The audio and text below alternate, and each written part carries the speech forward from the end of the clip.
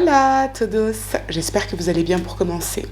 Bon, l'affaire que je vous propose aujourd'hui, c'est un cold case et elle va vous mettre les nerfs à vif, hein. Je vous préviens, honnêtement, il n'y a rien qui va dans cette histoire, que ce soit le rôle de la justice, de la police ou de toutes les folles dingos dont on va parler dans cette histoire, mais je vous laisserai en juger par vous-même. Ce que je vous propose à présent, c'est de cesser les digressions ici et maintenant. Je vous laisse vous installer tranquillement. Et puis, je vous dis à tout de suite. I don't want to believe that the baby's dead. It doesn't really matter what people think about me. It matters what God thinks about me. I want so badly to know what really happened. Only she knows and God knows what she did. L'histoire d'aujourd'hui se déroule en 2009 à Tempe, dans l'état de l'Arizona. Mais avant toute chose, laissez-moi vous présenter notre antagoniste du jour, Elizabeth Johnson. Elizabeth Johnson, c'est une femme qui a un passé assez tumultueux, pour ne pas dire traumatique. Elle est née en 1986 et a grandi avec son frère jumeau à Boston, au sein d'une famille qu'on peut qualifier de dysfonctionnelle. Ses parents étaient des toxicos. Ils sont morts lorsqu'Elizabeth et son frère étaient âgés de 10 et 12 ans. Leur mère s'est noyée et leur père est décédé à la suite d'un cancer. Elizabeth a donc passé la majeure partie de son enfance dans des familles d'accueil avec son frère, sans jamais en trouver une comme point d'attache. Alors c'est pas une excuse pour ce qu'elle a ensuite fait, loin de là, mais elle a eu une enfance très particulière. D'ailleurs, toutes les personnes qui l'ont côtoyée dans sa vie ont toutes noté qu'elle avait un grain. Elle était très immature et totalement inconsciente. Mais elle était brillante. Elle décroche son baccalauréat sans faire trop d'efforts et elle obtient même une bourse d'études pour entrer à l'université. Elizabeth veut devenir médecin ou avocate. Mais après 2 semaines seulement, elle quitte la fac parce qu'elle ne supporte pas sa colocataire. Et même si elle a conservé de bons rapports avec ses grands-parents, elle quitte Boston et elle s'installe dans le sud des États-Unis. Donc autant vous dire qu'Elizabeth fonctionne à l'impulsivité. En 2007, elle rencontre Logan McQuarrie en Arizona. Il a 23 ans, Elizabeth en a 21, et contrairement à elle, Logan vient d'une famille plutôt saine et unie.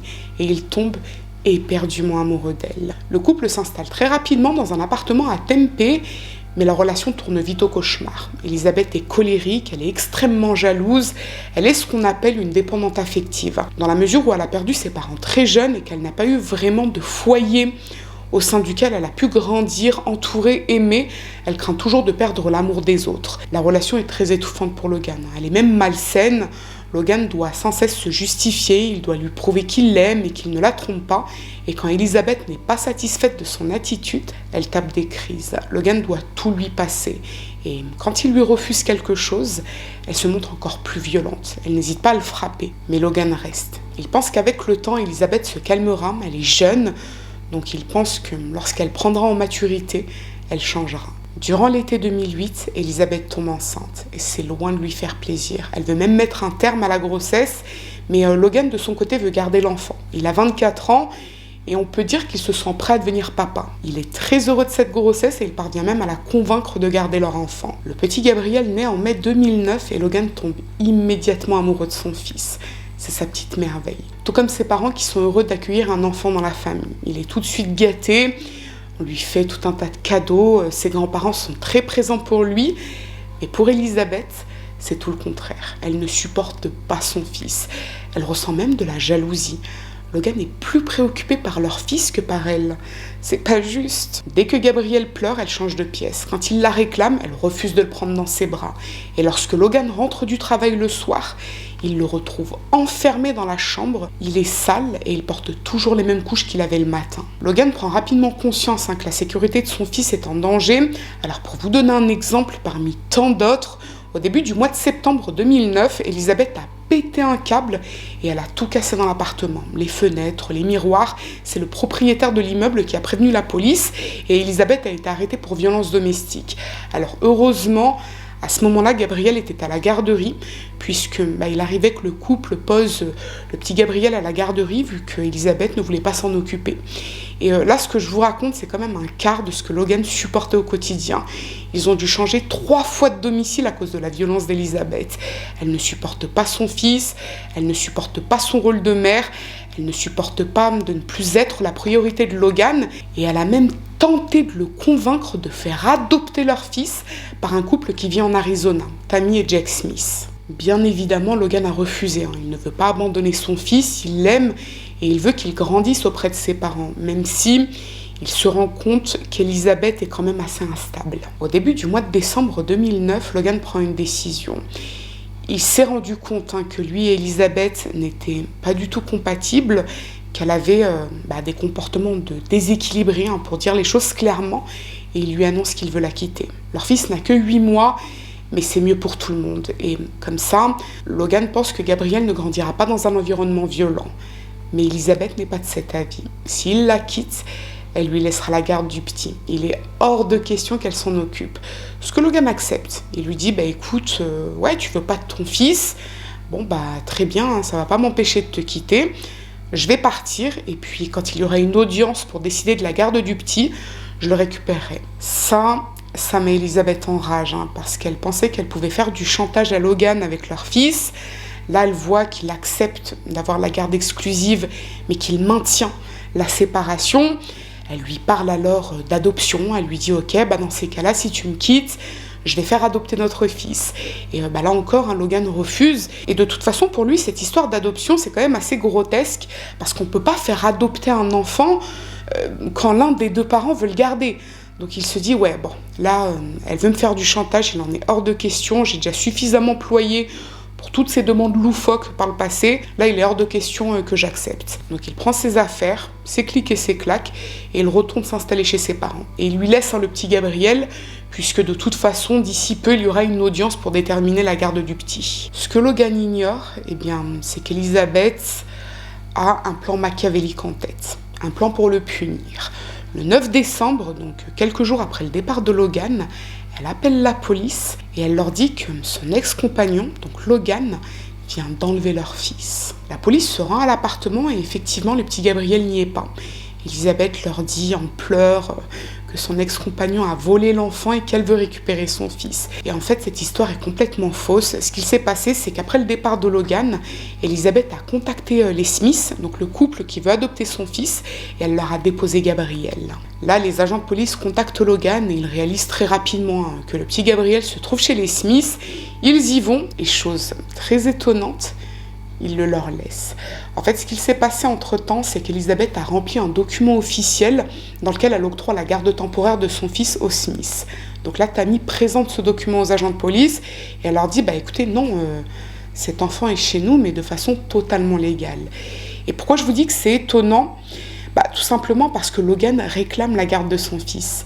Mais là, dans la mesure où Elisabeth a octroyé la garde temporaire à Tammy et son époux, le petit peut rester chez eux. De son côté, comme je vous l'ai dit, Logan souhaite récupérer son fils. Et l'audience relative au droit de garde est prévue d'ici une semaine ou deux.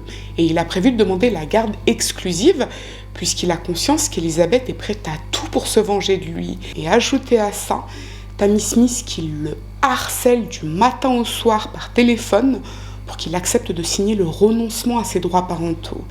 Alors là, on est dans le même niveau de harcèlement que le 0424 là, qui nous saoule depuis presque un an pour cette histoire de gaz là ou je sais pas quoi. Mais les Français savent de quoi je parle, n'est-ce pas ? Bref, l'audience concernant le droit de garde s'ouvre le 17 décembre. Logan s'y rend, mais Elisabeth ne se présente pas au tribunal avec leur fils Gabriel. Là, Logan explique au juge qu'Elisabeth est un danger pour leur fils. Elle ne s'en occupe pas. Et elle cherche même à s'en débarrasser. Pourtant, chose très étonnante là encore, le juge octroie un droit de garde partagé. Logan pourra récupérer son fils dès le 20 décembre pour les fêtes de fin d'année. Pour Logan et sa famille, c'est la douche froide. Il y a des preuves qui démontrent sans aucune ambiguïté qu'Elisabeth ne veut pas de son fils. Mais à côté de ça, Logan se dit qu'il a la loi de son côté. Il a un document officiel qui prouve qu'elle doit lui remettre leur enfant. Ce qu'il ne sait pas encore, c'est qu'Elisabeth a fui l'État. Le matin du 20 décembre 2009, Logan se rend chez Elisabeth pour récupérer son fils. Et la famille McQuarrie est très excitée à l'idée d'avoir Gabriel pour les fêtes parce que ce sera son premier Noël au petit. Mais lorsque Logan arrive devant l'appartement et qu'il frappe à la porte, personne ne lui répond. Il attend quelques minutes, toujours aucune réponse. Puis il regarde par les fenêtres et là, il remarque que les placards sont grands ouverts et qu'ils sont vides. Logan comprend immédiatement ce qu'il se passe. Elisabeth s'est sauvée avec leur fils. Il se rend aussitôt à la police pour reporter l'enlèvement de son fils. Il présente le document du juge concernant la garde partagée. Mais là, On lui répond qu'on ne peut rien faire tant qu'il ne sait pas où se trouve son ex-compagne. C'est donc à Logan de géolocaliser la ravisseuse de son fils. Et c'est ce qu'il fait. Pendant 2 jours, Logan et sa famille tentent désespérément de joindre Elizabeth. Mais son numéro n'est plus attribué. Il parcourt Tempe, il contacte le grand-père d'Elizabeth qui vit dans le coin. Personne ne sait où elle se trouve. Ce qu'il s'est passé, c'est que tout de suite après le jugement de la cour, Elizabeth a emprunté la voiture de son grand-père et elle s'est carapatée. Là, Logan est complètement désemparé. Toute sa famille est désemparée parce que chacun sait qu'Elizabeth a des comportements pas seulement loufoques, mais très dangereux. Elle est très violente. Quand elle est contrariée, elle pète des câbles. Et chacun se demande si elle serait capable de faire du mal au petit. On parle d'un bébé de 8 mois. Et Logan a compris que la police ne voulait ou ne pouvait pas l'aider. Mais le 27 décembre, il reçoit un texto très inquiétant d'un numéro inconnu. Le message dit « Tu ne me retrouveras jamais. J'ai déjà embarqué à bord d'un avion pour fuir le pays. Et quand je serai en sécurité, je t'enverrai par mail la localisation du petit corps tout bleu de Gabriel, si les éboueurs ne sont pas passés entre-temps. » Logan est complètement paniqué. Il appelle aussitôt le numéro en question et c'est bien évidemment Elizabeth qui répond. Et là, il enclenche l'enregistrement de l'appel puisque depuis quelques mois, il a pris l'habitude d'enregistrer certaines conversations téléphoniques et vous comprendrez ensuite pourquoi. Et si je peux vous passer l'appel, c'est maintenant.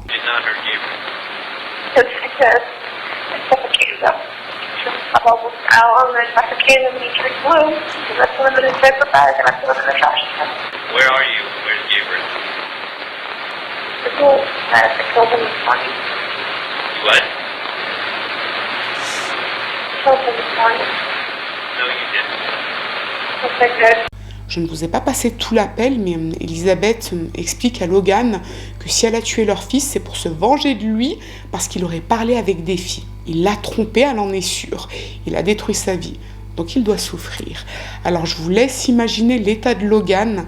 Il est paniqué, mais d'un autre côté, il ne sait pas s'il doit la croire. Ok, c'est une folle dingo, ça c'est sûr, mais de là à tuer leur fils parce qu'elle l'aurait soupçonné d'avoir flirté avec une autre femme. Le même jour, il se passe un petit événement qui rassure Logan, entre guillemets. Alors, vous vous souvenez de Tammy Smith? Tammy Smith, c'est celle qui fait du forcing pour adopter le petit Gabriel. Elle envoie un message à Logan pour lui demander de signer le renoncement à ses droits parentaux. Et dans le message, elle lui dit en gros, écoute, Elizabeth veut revenir dans l'État, mais elle te fait pas confiance, elle ne fait pas non plus confiance à ton père. Elle a peur d'aller en prison pour ce qu'elle a fait, donc fuir l'État avec Gabriel. Donc si tu es d'accord, on se rencontre, tu me remets le document de renoncement à tes droits parentaux. Je pourrai le faxer ensuite à mon avocat et une fois que j'aurai adopté officiellement Gabriel, si tu veux, tu pourras venir le voir chez moi lors d'une visite supervisée. Bon, je sais, c'est complètement ouf et là, à ce moment précis, j'imagine que vous aussi, vous avez envie de lui faire du mal physiquement à cette femme, mais disons que pour Logan, même si ça l'énerve, même si ça le met hors de lui, ça le rassure quelque part. Parce qu'il se dit, si elle me demande de signer le document, c'est que mon fils est toujours vivant. Logan répond au message de Tammy, lui dit non, il en est hors de question. Il retourne au commissariat et cette fois, il a l'enregistrement de sa conversation avec Elizabeth et les messages de Tammy. Mais là encore, la police lui répond qu'elle ne peut rien faire, puisqu'on ne sait pas où se trouve Elizabeth. Cela dit, 2 agents de police se rendent chez Tammy et Jack Smith, et là, Tammy leur dit qu'elle n'a plus le petit.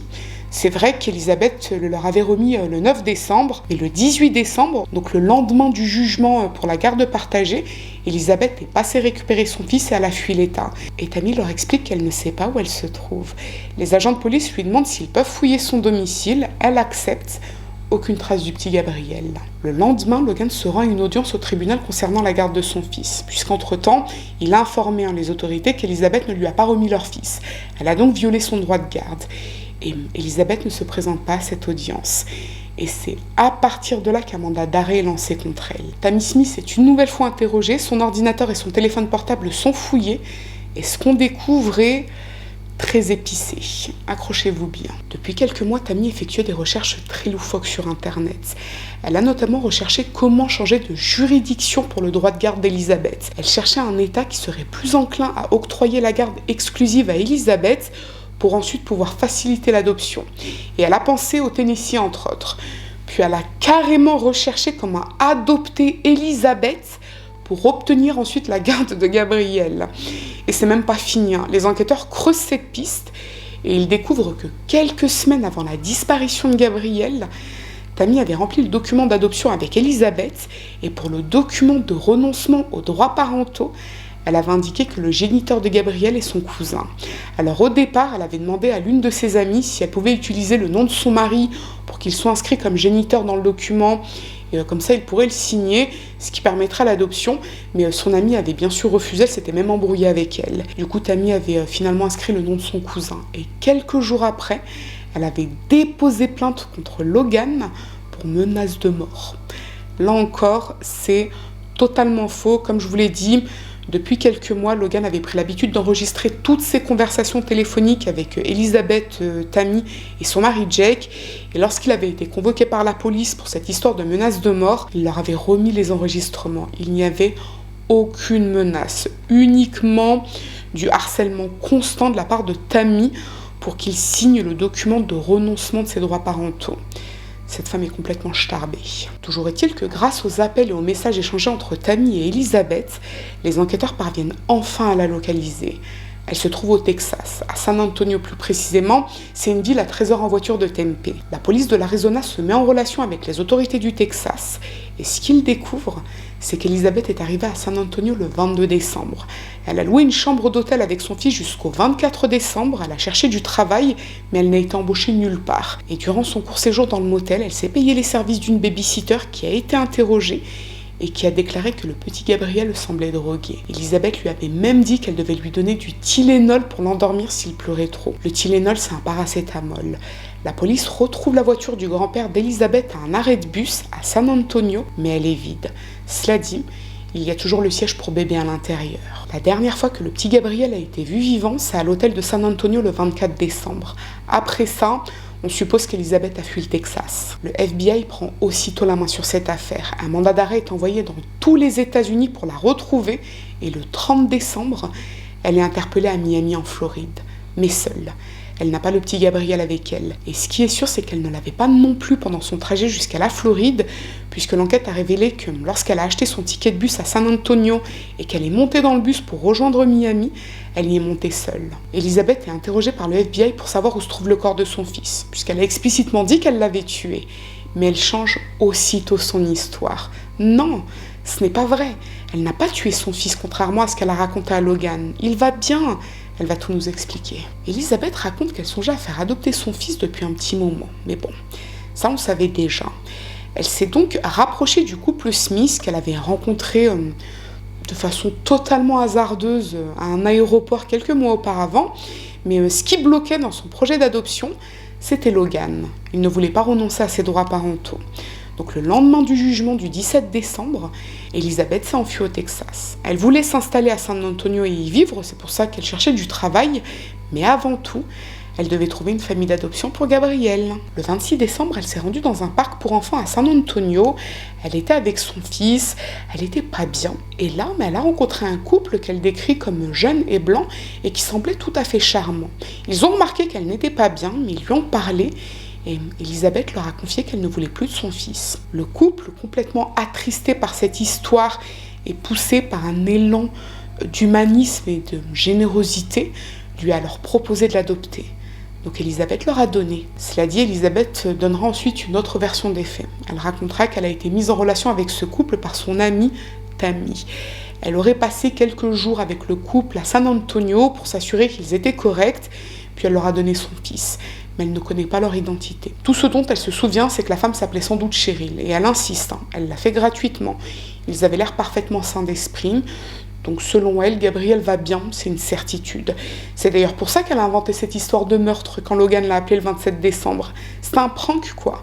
Elle savait parfaitement que son fils allait bien, elle voulait titiller un petit peu Logan, donc elle a inventé cette histoire de meurtre. Et après ça, elle a bougé en Floride pour avoir enfin la paix et refaire sa vie. Petite parenthèse, d'après une source que j'ai lue, mais que j'ai pas pu recouper avec d'autres sources, il y a un détail que les enquêteurs auraient noté lors de l'arrestation d'Elisabeth et qui peut conforter l'hypothèse de l'adoption illégale. Apparemment, Elisabeth avait sur elle une bague en or très coûteuse qu'elle n'avait pas lorsqu'elle vivait en Arizona, une bague estimée à près de 20 000 $. Est-ce qu'elle n'aurait pas tout simplement échangé son fils contre cette bague? C'est possible. Il y a un autre point qui conforte cette hypothèse, c'est que l'hôtel dans lequel Elizabeth a séjourné quelques jours, c'est un hôtel qui est réputé pour être un point de rencontre dans les réseaux d'adoption souterrains. Il y a déjà eu des cas d'adoption illégale impliquant cet hôtel, donc forcément, là encore, ça appuie la thèse de l'adoption. Il y a malgré tout un détail qui, lui, n'est absolument pas rassurant. Les enquêteurs ont fouillé le téléphone portable d'Elizabeth pour retrouver la trace de ce couple dont on n'a pas retrouvé la trace dans le téléphone. Et dans l'album du téléphone, il y a des photos de Gabriel jusqu'au 26 décembre. Et il semble complètement drogué. Est-ce qu'il ne serait pas mort à la suite d'une trop grande quantité de Tylenol, suite à quoi Elizabeth aurait caché son corps dans le sac à langer, comme elle l'avait dit au téléphone à Logan, puis elle s'en serait débarrassée dans une benne ou dans une décharge publique?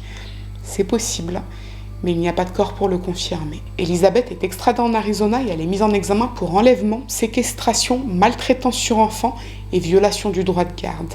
Elle risque 27 ans de prison. Elle n'est pas mise en examen pour meurtre, puisque comme je vous l'ai dit, on n'a pas retrouvé le corps de son fils, donc aucune preuve qu'elle l'a tué. De leur côté, les membres de la famille Logan multiplient les recherches en Arizona et au Texas. Ils se rendent dans les stations-service, les commerces, ils placardent des avis de recherche un peu partout, et il y a même un ancien agent du FBI qui se propose de les aider gratuitement.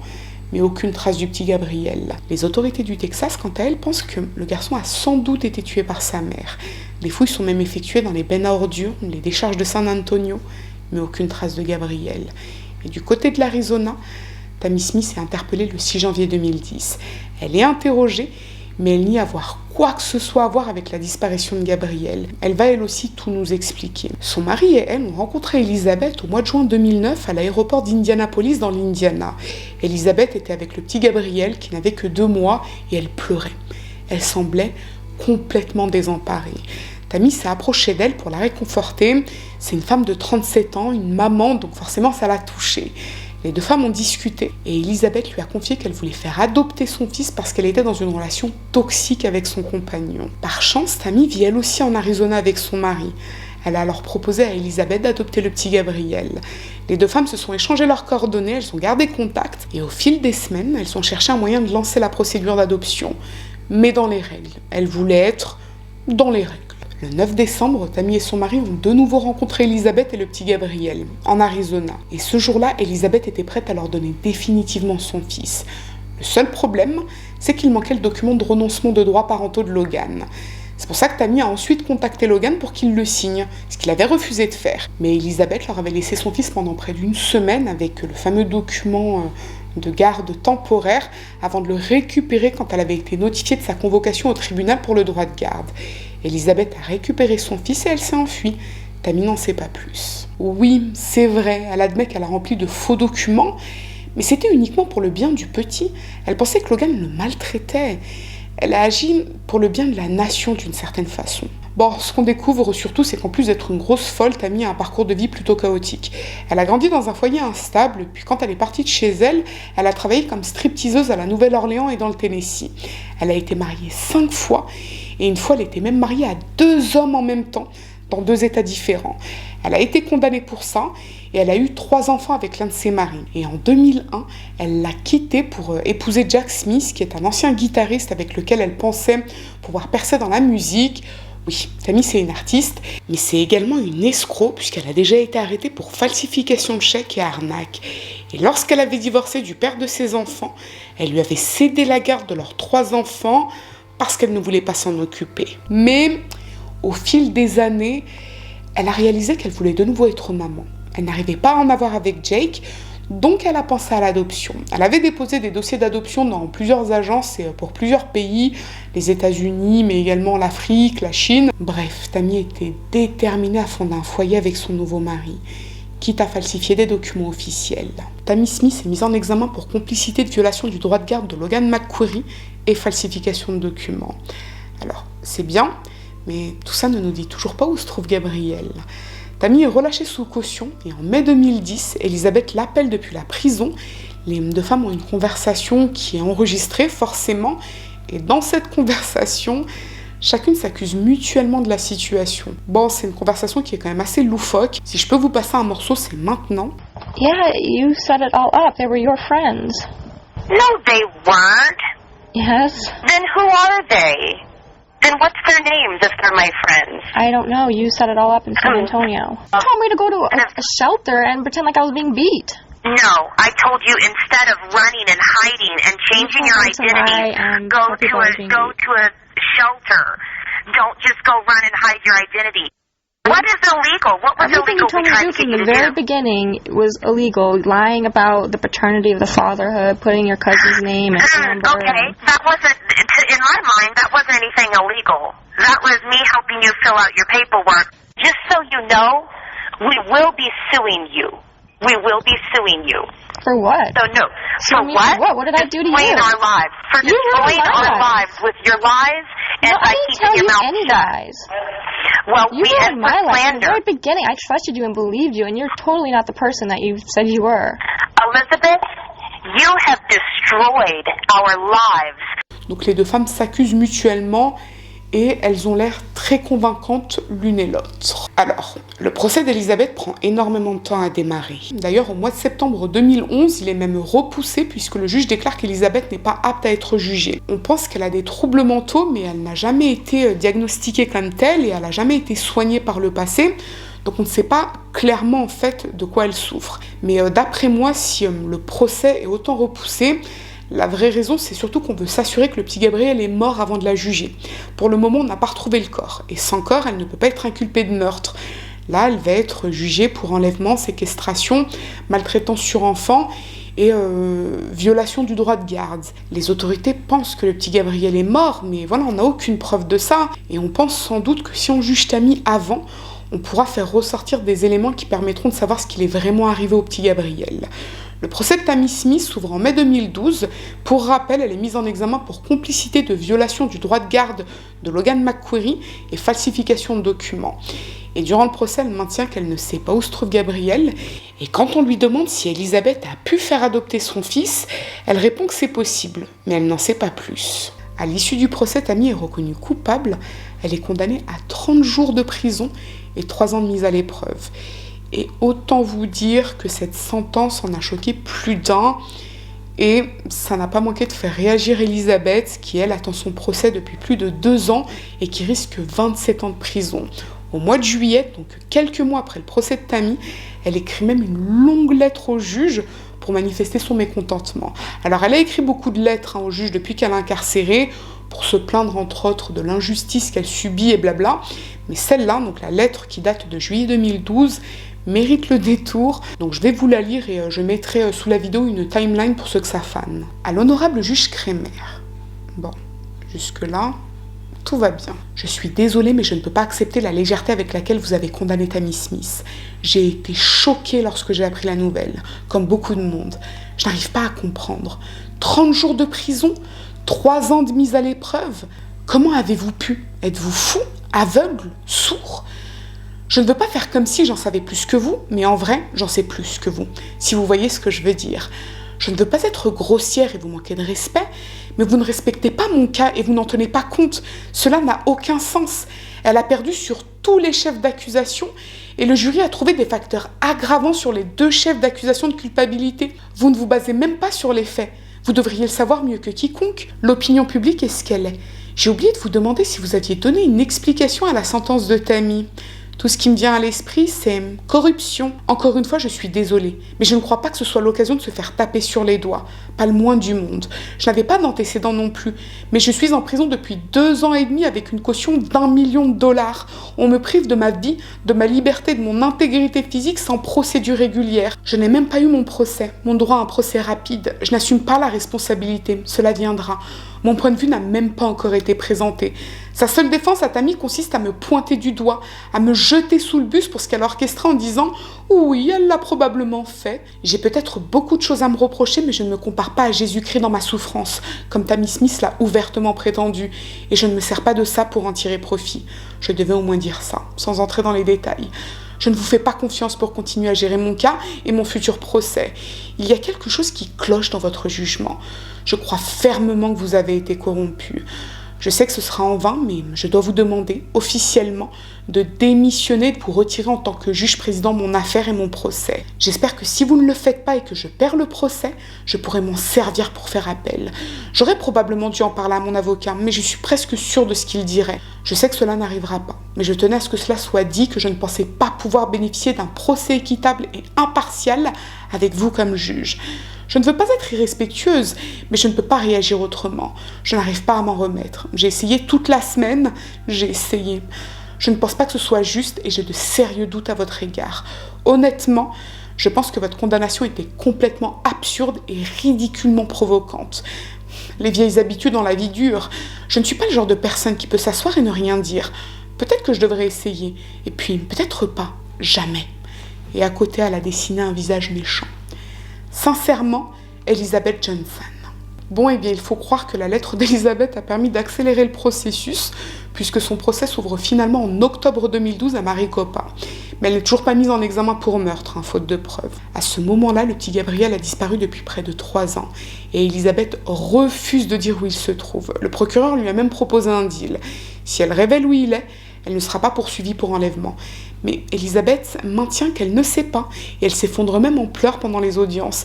Elle ne sait pas où il se trouve, et elle regrette profondément de ce qu'elle a fait, puisqu'elle ne sait pas ce qui est arrivé à son fils. Et elle demande même à être condamnée à la peine maximale pour ce qu'elle a fait.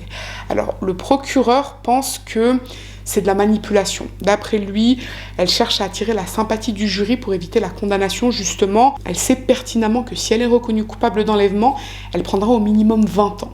Donc là, ses larmes, c'est un petit peu, on va dire, l'acte du désespoir. L'avocat d'Elizabeth, quant à lui, demande au jury de ne surtout pas spéculer sur le sort du petit Gabriel. Sous-entendu, ne pas s'imaginer qu'il est mort. Ok, Elizabeth a donné ou vendu son fils à de parfaits inconnus. Ok, elle ne peut pas dire de qui il s'agit. Ok, elle a dit à Logan qu'elle l'avait tué, mais il n'en est rien.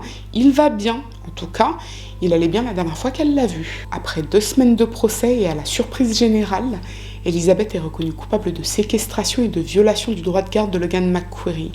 Le jury l'a reconnue non coupable pour les chefs d'accusation de maltraitance sur enfant et enlèvement. Et ça, c'était les 2 chefs d'accusation qui auraient pu faire pencher la balance et la condamner à 27 ans de prison. Elle est seulement condamnée à 5 ans et demi de prison et 4 ans de mise à l'épreuve. Et il y aura bien évidemment un décompte des années qu'elle a déjà passées en prison. Donc lors de la lecture du verdict et de la sentence, il ne lui reste que 2 ans à purger environ. Seulement. La famille McQuarrie a été choquée par cette sentence. 5 ans pour la disparition dans le néant d'un bébé de 8 mois, c'est quand même pas cher payé. D'autant que les 2 années qui suivent, toujours aucune trace du petit Gabriel. Et Tammy Smith donne plusieurs interviews dans lesquelles elle assure qu'elle ne sait pas où il se trouve. Elle le dirait dans le cas contraire, n'est-ce pas? Elizabeth Johnson est libérée de prison le 10 juillet 2014 après avoir purgé 5 ans de prison. Elle n'est pas allée au bout de sa peine pour bonne conduite, mais de toute façon, je crois qu'il lui restait à peine 6 mois à faire. Dès sa sortie de prison, elle change de nom, elle devient Johanna, et en juillet 2015, elle déménage au Nouveau-Mexique sans avertir les autorités de l'Arizona ou du Nouveau-Mexique. Et ça tombe sous le coup de la loi, puisqu'elle est en liberté probatoire. Elle doit demander la permission pour changer d'état, elle ne peut pas comme ça crapahuter d'un état à l'autre. Mais Elizabeth, aka Johanna, n'a pas froid aux yeux, puisque peu après, elle se marie au Nouveau-Mexique, et là encore, sans avertir les autorités. Elle est interpellée au Nouveau-Mexique en mars 2016, puis elle est extradée en Arizona et elle est condamnée à 20 jours de prison pour violation de sa liberté probatoire. Et du côté de la famille McQuarrie, c'est là encore la colère et la consternation. Elizabeth sort de prison, elle peut gambader sans aucun problème. Elle se marie même alors que le petit Gabriel est toujours porté disparu. Et d'après ses propres dires, elle ne sait pas ce qui arrive à son fils. Donc eux sont quand même très choqués que la première chose qu'elle songe à faire en sortant de prison, c'est d'aller se marier au Nouveau-Mexique alors qu'elle ne sait pas ce qu'il est arrivé à son fils. Il pourrait être entre les mains de pédocriminels, il pourrait être entre les mains de psychopathes, mais non, la première chose qu'elle fait en sortant de prison, c'est aller se marier au Nouveau-Mexique. De leur côté, Logan et sa famille n'ont jamais cessé les recherches. Il y a même un portrait vieilli qui a été réalisé, mais ça n'a absolument rien donné. Les années qui suivent, cette affaire tombe progressivement dans l'oubli. Vous savez qu'un fait divers en chasse un autre, malheureusement, mais Logan et sa famille continuent encore et encore les recherches, et en mai 2021, une chaîne de télévision parvient à retrouver Elisabeth, puisqu'elle avait disparu entre-temps. Elle a de nouveau changé de nom. Elle s'appelle dorénavant Elisabeth Martinez. Elle vit toujours au Nouveau-Mexique et ce que l'on apprend, c'est qu'elle est enceinte de 7 mois. Et elle s'affiche fièrement sur ses réseaux sociaux avec son ventre de femme enceinte. 2 mois après, elle donne naissance à sa fille. Logan et sa famille ont bien sûr réagi, ils sont écœurés. Eux espèrent toujours retrouver Gabriel, ils n'ont pas arrêté les recherches, mais sa propre mère n'en a rien à faire de lui. Et ça va pas manquer de rallumer l'attention autour d'Elisabeth et de sa nouvelle vie. Elle est de nouveau harcelée par les journalistes qui n'ont qu'une seule question à la bouche. Où est Gabriel? Ce qui la pousse à changer une nouvelle fois de nom en 2022. Elle devient Naomi Aragon. Ces dernières années, il y a eu plusieurs documentaires qui sont sortis sur cette affaire parce que l'intérêt a été relancé. Et malheureusement, le mystère demeure. Aux dernières nouvelles, Elisabeth vit toujours au Nouveau-Mexique avec son mari et sa fille. En théorie, Logan, de son côté, s'est remarié, mais il a eu 2 garçons. Mais il espère un jour revoir son fils aîné Gabriel, qui serait âgé de 15 ans aujourd'hui s'il est toujours vivant. On le lui souhaite. Quant à la folle dingo de Tammy Smith, son mari Jake est mort en juillet 2014 suite à un accident de voiture. Et depuis, elle vit au Kenya où elle travaille pour une organisation qui vient en aide aux orphelins. Voilà tout pour l'histoire du petit Gabriel, un enfant de 8 mois disparu dans d'étranges circonstances, une journée d'hiver 2009. I want to believe that he's out there and he's alive and well somewhere. I want to find him and I want him to be a part of my family. They're just pretty much starting from the beginning and just going through everything, phone records, and seeing just with a new pair of eyes, seeing what they can come up with. We called San Antonio and they say that they're not the lead on the case, that we're supposed to send the tips to Tempe. And then we called Tempe and they say our case is closed and you're supposed to send everything to San Antonio. Honestly, we don't know, what the San Antonio police have done. I mean, there's a lot of police officers and a lot of FBI that I want to thank that they have done a lot of work on it, but I don't think San Antonio, I think they dropped the ball in a lot of areas. And that's where we're trying to kind of pick it up and see where they, what they've looked at, what they haven't looked at. There's our family and plus Gabriel, so our family's kind of complete with it. Bon, eh bien écoutez, je crois que là, il s'agit de l'affaire qui m'a le plus choquée sur la partie sentence. 5 ans de prison pour avoir fait disparaître son fils dans le néant, ça me dépasse. Tammy Smith, 30 jours de prison pour avoir harcelé Logan, pour avoir falsifié des documents. J'avais vraiment l'impression que les États du Sud étaient plus sévères que les États du Nord, mais peut-être que c'est juste une impression. J'ai trop été choquée. La Tammy, franchement, si j'avais fait partie du jury, Elisabeth Tammy, perpétuité pour moi, parce qu'elle mérite la perpétuité. Vraiment, je pense qu'elle mérite la perpétuité, ces femmes. L'une qui fait disparaître son fils, l'autre qui participe à ça, qui harcèle un pauvre père de famille qui veut juste récupérer son enfant. C'est quel genre de pourriture, ça? Vraiment, ces 2 femmes-là, elles m'ont choquée par leur côté machiavélique. Elles sont machiavéliques. Et je suis pas parvenue à me faire une idée précise. Genre, est-ce qu'elle l'a tué, est-ce qu'elle ne l'a pas tué? Il y a des arguments, des points, des détails qui me font penser qu'elle l'a pas tué et d'autres qui me font penser qu'elle l'a tué. Donc, je sais pas. Vous, mettez-moi en espace commentaire ce que vous en pensez, ce qu'elle l'a tué, ce qu'elle ne l'a pas tué. J'espère sincèrement, comme Logan, qu'il est toujours vivant. Mais je sais pas, je me dis, toujours vivant, il y a eu tellement de publicité autour de cette affaire et autour du portrait, de la photo du petit Gabriel. S'il avait vraiment été vivant, je sais pas, quelqu'un se serait manifesté quand même, quelqu'un l'aurait vu. S'il avait été adopté, j'entends. À moins que ce soit un couple qui vienne de l'étranger. Auquel cas, ouais, ça passe crème. Je sais pas, vraiment cette histoire, elle m'a fait trop de peine pour Logan. Bon, pour le petit Gabriel aussi. Mais Logan, j'étais là, je le voyais, je me disais, mais miskin. Le mec, pendant 15 ans, il n'a pas arrêté de rechercher son fils. Et je pense qu'il le sait dans son cœur qu'Elisabeth jubile encore aujourd'hui du mal qu'elle lui a fait à l'époque. Tellement cette femme est diabolique et machiavélique. Enfin bon, écoutez, je pense que je vais m'arrêter là. Ce que je vous propose, c'est que si cette affaire vous a intéressé, à défaut de vous avoir plu, n'hésitez pas à mettre un petit j'aime sous la vidéo. Mais surtout, n'hésitez pas à vous abonner, c'est encore mieux. Je vous dis à très bientôt.